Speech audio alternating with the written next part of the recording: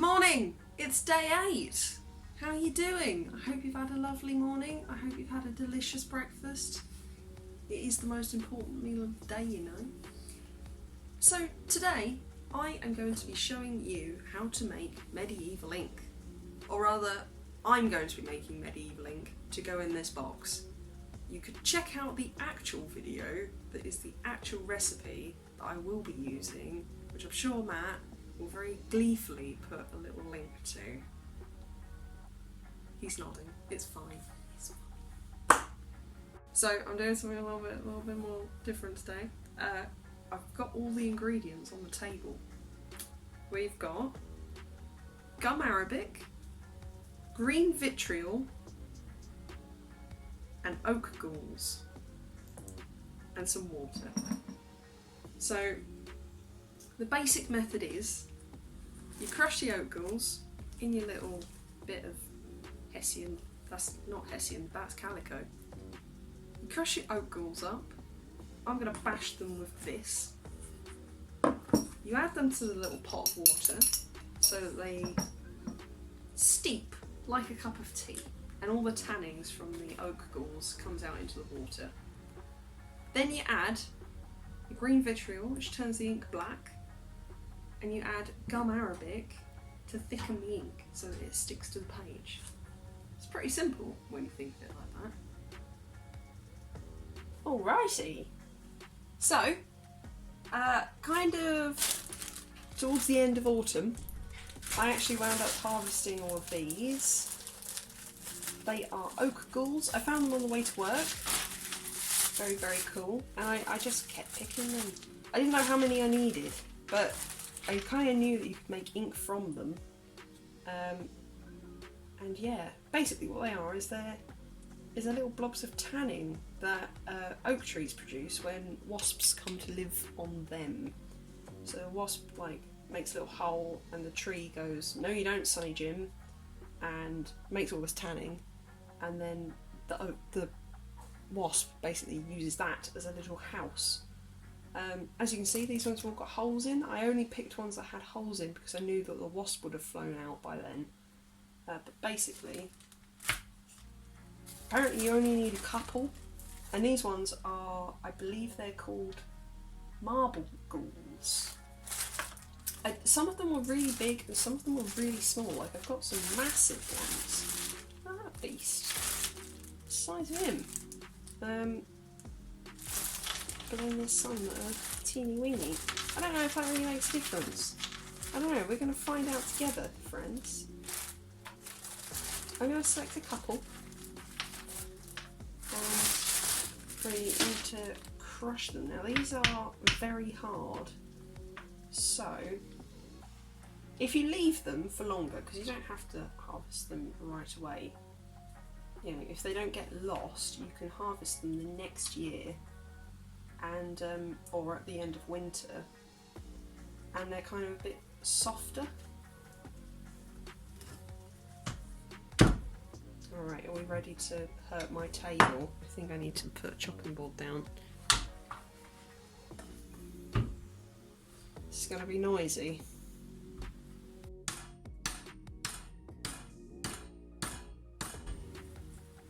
My apologies, I have obliterated those.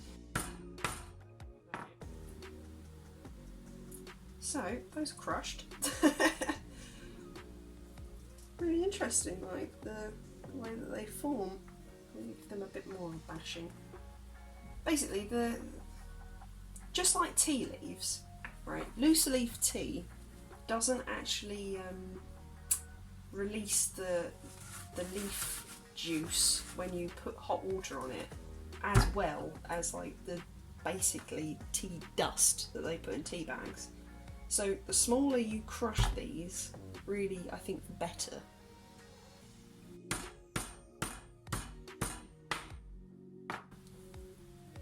There we go. They're all crushed a bit now. So I'm going to start by emptying them into this little pot. The chap who I learned about this from, he follows the recipe to the letter, and it's a medieval recipe. So it calls for all sorts of things like stirring it counterclockwise on a full moon with a fig twig and all this nonsense. But I'm going to try and speed it up a little bit with a little bit of heat. So I'm going to use hot water and see if we can pull the tanning out of the oak galls a little bit quicker. I'm also debating whether I put the... Oh wow, actually that's working quite well already. That might have been too much water. But yes, that's in there. I'm wondering if we can heat it a little bit and maybe pull some of that out as well. So I'm going to put some water in there. Can you kind of see that? It's already looking dark, you know.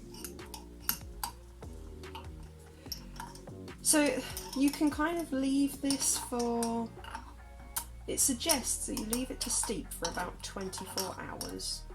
So while that's steeping, I'm just going to talk to you for a little bit more about these oak trees and where you can find them. So there's a couple of different types in here. This one as well is one that I found. It's a little bit more wormy, it's very much lighter weight. However, I'm pretty sure that is still an oak gall. Maybe it's not. Whatever. I'm pretty sure this is also an oak gall, and I see these ones a lot. Again, it's got the little hole, so I assume it is an oak gall. But I see these a lot.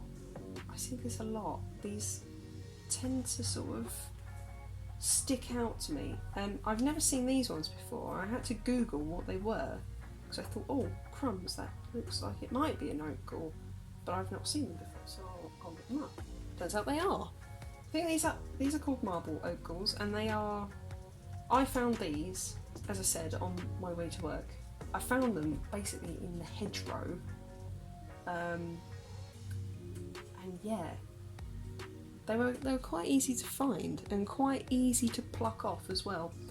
Like I said, I only picked ones that I could see had a hole in them, so I knew that the wasp had flown. I did capture one wasp, but I released it. Little baby wasp who was living in one of these, and he hatched in this bag. But I did release him. I promise. Didn't let him just die, or her. Maybe it was a her. But yes, I released it.